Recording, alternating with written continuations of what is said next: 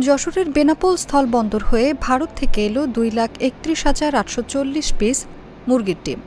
প্রতি পিস £7.5 টাকা মূল্যে এসব ডিম আমদানি করা হয়েছে। রোববার দুপুর 2টার দিকে বেনাপোল কাস্টমসের চেকপোস্ট কার্গো শাখার রাজস্ব কর্মকর্তা মাসুদুর রহমান 2,31,840 পিস ডিম ভারত থেকে আমদানির বিষয়টি নিশ্চিত করেন। পরীক্ষণ শেষ করে ডিমগুলো যত দ্রুত সম্ভব খালাস ক্লিয়ারেন্স দেওয়া হবে বলেও তিনি জানান।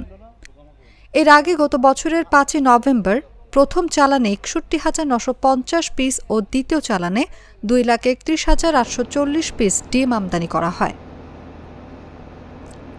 সংশ্লিষ্ট সূত্রে জানা গেছে, আমদানি করা 1,104 প্যাকেজ ডিমের ইনভয়েস মূল্য $9,969 মার্কিন।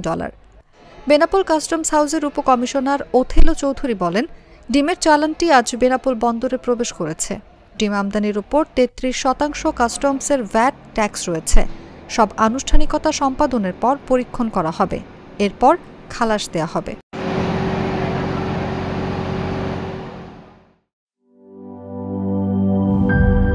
শিয়া বাটার ও ভিটামিন ই সমৃদ্ধ lily glam beauty soap. Lily, always beautiful.